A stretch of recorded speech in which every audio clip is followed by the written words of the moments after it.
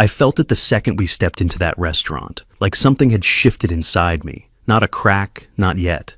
Just a slow bend, like a pipe under too much pressure. My name's Daniel. I'm 38. I live in Denver.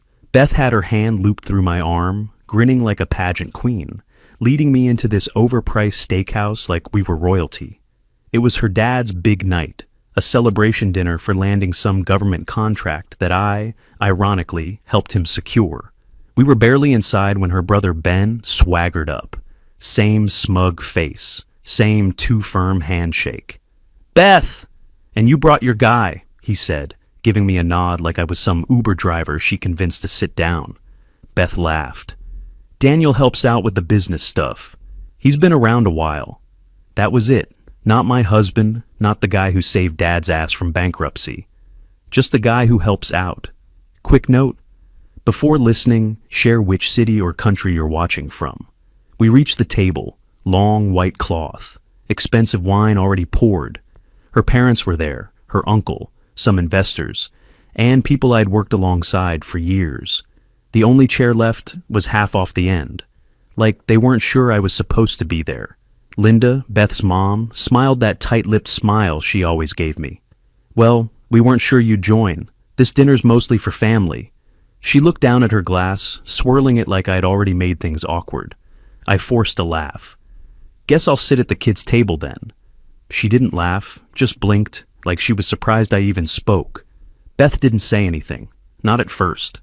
Then, almost like she remembered I was next to her, she said, "It's not a big deal, babe. Just try to enjoy the night, okay?" I looked at her, all dolled up, nodding along with her dad's war stories about tough calls and gut instincts. Never mind that I hadn't slept more than 4 hours a night during those 6 months when the company was circling the drain. I sipped my drink. It burned going down, but I welcomed it. It grounded me, gave my hands something to do besides curl into fists. An hour in, I caught my reflection in the dark glass behind the bar. I looked tired. Not just tired, erased. A version of myself I didn't recognize. Beth leaned in to kiss her dad's cheek as the waiter brought out another round. She didn't even look at me. I clenched my jaw, finished my drink, and slid my chair back. I stepped out of that restaurant and into the cold Denver air, but the pit in my stomach wasn't from the weather. I didn't head home, just walked for a while. My legs moved on autopilot, but my head went straight back to the beginning. Beth and I met at a charity thing downtown, back when I was 27. I was just starting to get my feet under me, blue-collar kid turned sales rep, hungry to prove myself. She liked that I worked hard, at least at first. Said I had grit. That's the word she used. Her family? They liked that I didn't come from money. Thought it made me easy to manage. I remember the first time I met her dad. He laughed when I said I wanted to work my way up. "We could use someone to help out," he said, like I was applying for a seasonal job at Home Depot. I figured I could change their minds, show them I belonged. So I rolled up my sleeves and dug in. First year, I pulled double shifts and slept in the office. Didn't complain, didn't make it about me. But it was always Daniel's helping out, never Daniel's building this thing with us. Beth would say, "Don't take it personal, babe. They're just old school." But she never corrected them, never stood up for me. Then came the collapse. Beth's dad had been hiding just how bad things were. Late payments, broken vendor deals, a loan default ready to hit the bank floor. He panicked. Everyone else bailed. But me? I stayed. I spent the next 7 months tearing through spreadsheets, cold calling clients, renegotiating everything from shipping contracts to supplier agreements. I talked to lawyers, pulled in favors, and put up collateral I couldn't afford to lose. Beth barely noticed. She was too busy booking luncheons and taking Instagram pics with CEOs' wives. The night we avoided bankruptcy, I came home past midnight, drained, smelling like stale coffee and printer ink. She was asleep in full makeup. The lights were still on. Her phone was open on the bed next to her. Selfies from the gala she went to while I was at the office signing our future away. I stood there, staring at her, my own wife, and all I could think was, I'm not even in the picture. I figured after that, maybe I'd earned a seat at the table, but nothing changed. At every dinner, they'd still call it a lucky save. Every time I fixed another problem, it was, thanks for the assist. No one asked how I pulled it off. No one cared what I risked. Even Beth. She just smiled and moved on like the crisis solved itself. I picked up my pace on the sidewalk, fists shoved deep in my coat pockets. I wasn't going to be their shadow forever. I'd been living a lie, and I still didn't know what to do about it yet. My feet finally carried me somewhere familiar. The condo. I grabbed groceries from the corner store on the way up. Dumb stuff we needed for the week. Milk. Bread. Beth's favorite pasta she barely touched anymore. I unlocked the door quietly, out of habit, and stepped inside. Their voices were already rolling down the hallway. Beth and Ben. Comfortable. Loose. Like they didn't expect anyone else to exist. I stopped just inside the doorway, grocery bag digging into my fingers. Ben laughed first. "You gotta admit, we played it perfectly. He really thinks he's part of this." Beth snorted, not surprised. "He likes feeling useful. It keeps him motivated." I stayed still. My pulse thudded in my ears. Ben said, "Dad calls him the side project. Temporary fix. You know, until we got our footing back." Beth answered without missing a beat. And it worked. He cleaned up the mess, took the heat, and never once asked for real control. Ben laughed again. "I mean, have you seen the way he runs things? All spreadsheets and late nights. Like that's how the big players do it." She sighed, almost bored. "He's trying. It's kinda cute." That word landed hard. Cute. My grip tightened. The bag crinkled, loud as a gunshot in my head, but neither of them noticed.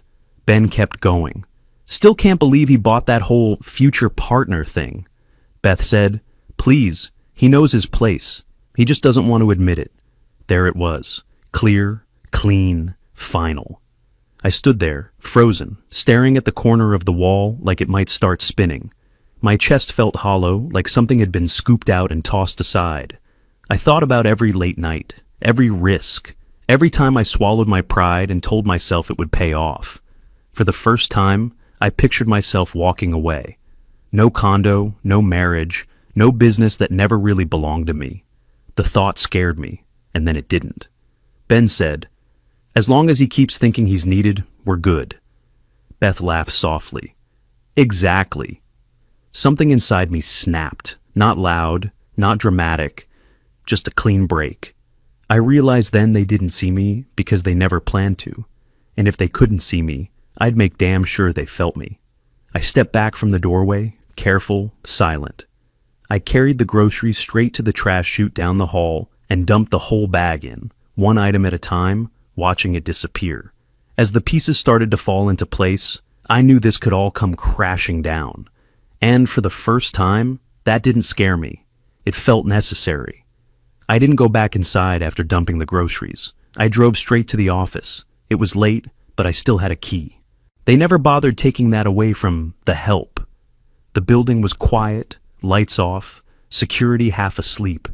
I slipped into my old workspace and powered up the computer like I'd done 1,000 times before. Only this time, I wasn't fixing their problems. I was finally paying attention to them. Things I'd ignored for years started screaming at me. Numbers that didn't line up. Payments shuffled between accounts. Contracts rewritten at the last minute with terms that made no sense unless you were trying to hide something. I pulled files, old emails, backup drives.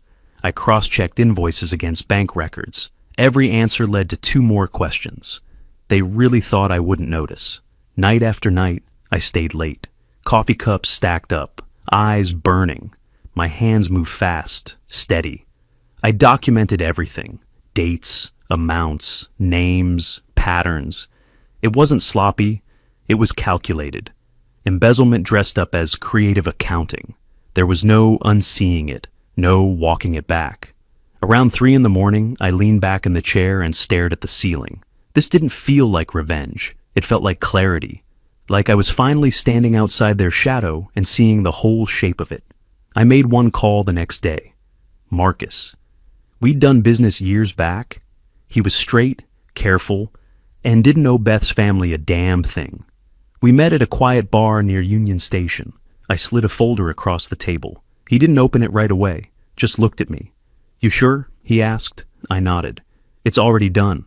He finally opened it, flipped through a few pages, then closed it slow. "This goes further than you think," he said. I know, I answered, and I did. When I got home that night, the condo felt different, too quiet. Beth's shoes were by the door, but her coat was gone. Her laptop sat open on the counter. I wasn't snooping. I was already past that. But a message popped up as I walked by. A name I knew too well. My best friend. Last night was worth the risk. My chest tightened, but my hands didn't shake. Everything clicked into place at once. The distance, the late nights, the smiles that never reached her eyes.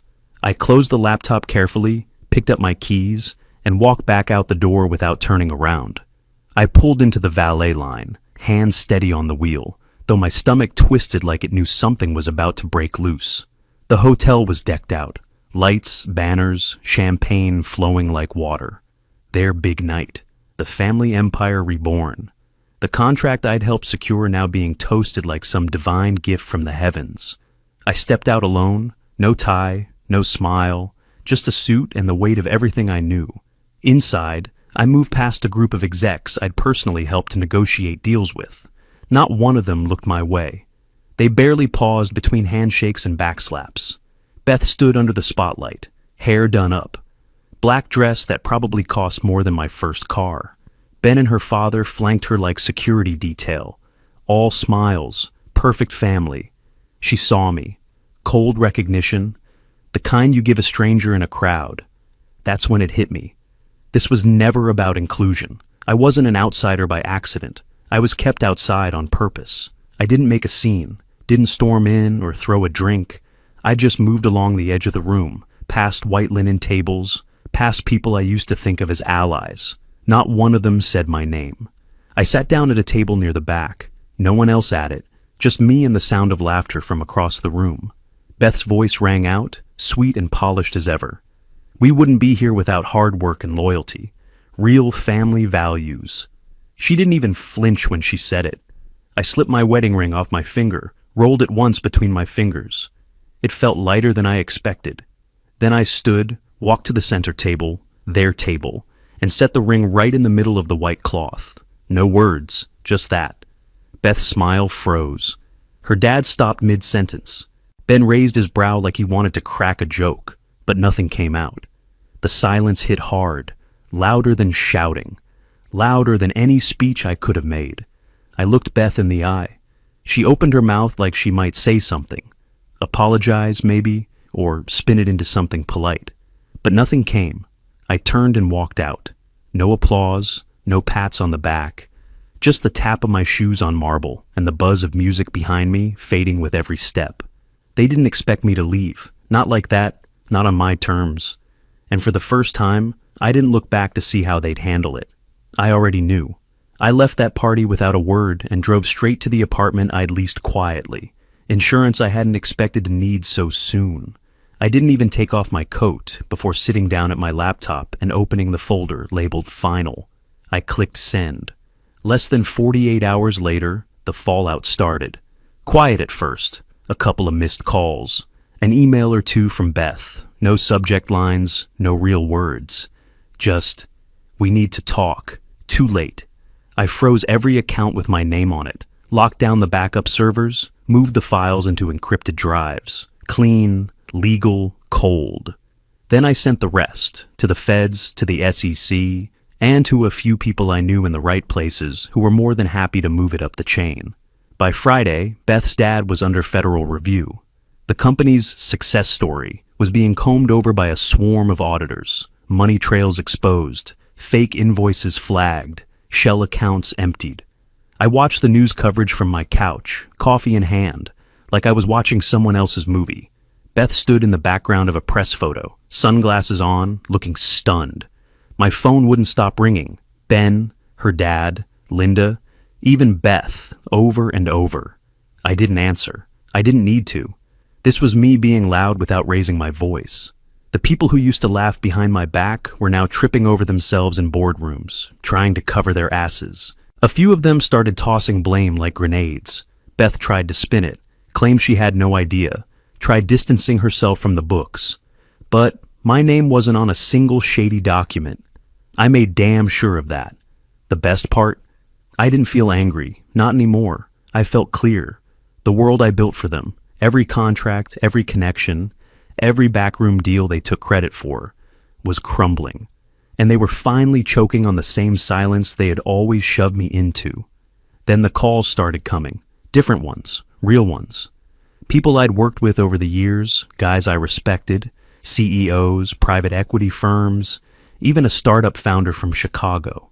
They'd heard what I'd done. They wanted to talk, not about helping out, not about getting in where I fit. They wanted me on board, leading deals, running point, building something that actually had my name on it. Funny how fast the story changed once the lights turned off on their show.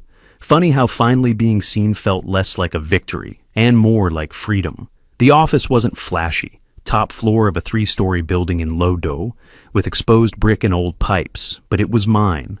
No legacy names on the door, no polished portraits of people I had to suck up to. Just a clean space, a sharp team, and my name on the paperwork. I leaned back in my chair, watching my crew through the glass wall as they moved with purpose. No one waiting for direction. No one pretending to be something they weren't. I built this from the ground up, with the people who actually believed in work over show. We weren't fancy, but we were growing fast. Ben called last week, 3 times. I let it ring. I already knew what he wanted. Access. I owed him nothing. The same people who used me as their cleanup man were suddenly hoping I'd pull them from the fire. They thought I'd forget. That time and distance would soften things. Not a chance. Beth never showed up again. Not in person. Not even a call. Just one letter in an envelope with no return address, dropped off at reception, like she couldn't be bothered to face me. It was exactly what I expected. I didn't know what was really going on. I never meant for it to get that far. We were both under pressure, bullshit dressed up in soft words. It wasn't about guilt. It was damage control. One last desperate spin of the PR wheel. I didn't respond. I didn't even finish reading it. Then Marcus called. He sounded different, calmer. Like someone who just watched a storm finally clear. "They're tearing the whole thing apart," he said. "Your stuff started it, but the rot goes deeper than anyone thought. This is bigger than just them now." I didn't say much, just nodded into the phone and stared out my window at the skyline. Same city, whole new world. Beth's little rebrand post-fallout wasn't doing so hot. A few puff pieces, some weak interviews about resilience and starting fresh. But behind the scenes, smoke and mirrors. She was trying to sell something she never built. That empire. They'd all bragged about it, polished it, worshipped it. But it was built on my back. Without me, it collapsed into what it always really was, a shell. Sometimes losing everything is the best thing that ever happens to you. And as I sat there, watching the sun cut through the clouds, I realized the truth. The only thing I ever lost was the illusion that I needed them to be complete.